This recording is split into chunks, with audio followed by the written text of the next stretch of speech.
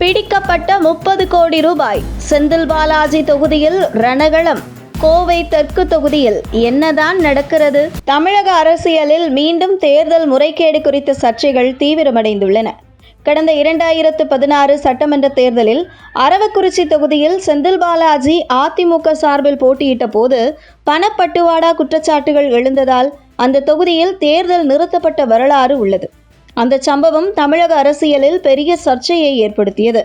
அதேபோல் எந்த தொகுதியில் செந்தில் பாலாஜி போட்டியிட்டாலும் அல்லது இடைத்தேர்தலில் பொறுப்பாளராக நியமிக்கப்பட்டாலும் அந்த பகுதிகளில் பணப்புழக்கம் அதிகரிக்கும் என்ற குற்றச்சாட்டுகளை எதிர்க்கட்சிகள் தொடர்ந்து முன்வைத்து வருகின்றன. இந்த நிலையில் தற்போது கரூரிலிருந்து கோவை பகுதிக்கு தேர்தல் அரசியல் கவனம் திரும்பியுள்ள நிலையில் கோவை தெற்கு தொகுதியில் பணநாயகமா அல்லது ஜனநாயகமா என்ற கேள்வி எழும் அளவுக்கு திருமங்கலம் ஃபார்முலா நடைமுறையில் கொண்டு வரப்பட்டுள்ளதாக எதிர்க்கட்சிகள் குற்றம் சாட்டுகின்றன.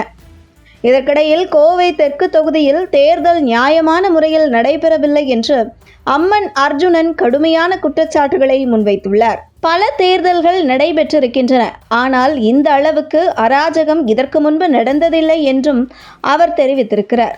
மேலும் இந்த குற்றச்சாட்டுகள் குறித்து மாவட்ட ஆட்சியரிடம் புகார் அளிக்கப்பட்டுள்ளது. இருந்த போதிலும் தேர்தல் ஆணையம் ஒருதலை பட்சமாக செயல்படுகிறது என்ற குற்றச்சாட்டு முன்வைக்கப்பட்டுள்ளது.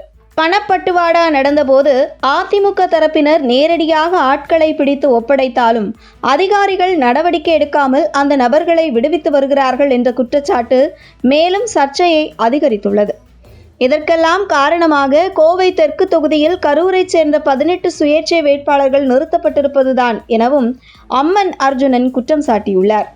மேலும் கோவை தெற்கு தொகுதி தற்போது கலவர சூழ்நிலைக்குள் தள்ளப்பட்டுள்ளது என்றும் தேர்தல் ஆணையம் இதை கவனிக்காமல் இருப்பது ஏற்க முடியாதது என்றும் அவர் வலியுறுத்தியுள்ளார். சாதாரண மக்கள் திருமணம், மருத்துவ செலவு அல்லது மளிகை பொருட்கள் வாங்க பணம் எடுத்து சென்றாலும் பறக்கும் படை அதிகாரிகள் சோதனை செய்கிறார்கள். ஆனால் அதே நேரத்தில் பெரிய அளவில் பணப்பட்டுவாடா நடப்பதாக கூறப்படும் இடங்களில் நடவடிக்கை எடுக்கப்படவில்லை என்ற குற்றச்சாட்டு எழுந்துள்ளது. கோவையில் உள்ள ஒரு லாட்ஜில் கரூரை சேர்ந்த திமுக ஆதரவாளர்கள் தங்கியிருந்ததாகவும் அங்கு 30 கோடி ரூபாய் பணம் பிடிக்கப்பட்டதாகவும் பின்னர் அதே பணம் போலீஸ் பாதுகாப்புடன் மீண்டும் அவர்களிடமே ஒப்படைக்கப்பட்டதாகவும் மிகப்பெரிய குற்றச்சாட்டு முன்வைக்கப்பட்டுள்ளது. இந்த சூழ்நிலையில் கோவை தெற்கு தொகுதியில் தேர்தலை உடனடியாக நிறுத்தி வைக்க வேண்டும் என்ற கோரிக்கையை முன்வைத்து அம்மன் அர்ஜுனன் தனது ஆதரவாளர்களுடன் கோவை மாவட்ட ஆட்சியர் அலுவலகம் முன்பு தர்ணா போராட்டத்தில் ஈடுபட்டுள்ளார். இந்த போராட்டத்தில் ஈடுபட்டவர்களுடன் காவல் உதவி ஆணையர் தலைமையிலான போலீசார் பேச்சுவார்த்தை நடத்தினார்கள். ஆனால் அந்த பேச்சுவார்த்தை தோல்வியடைந்துள்ளது.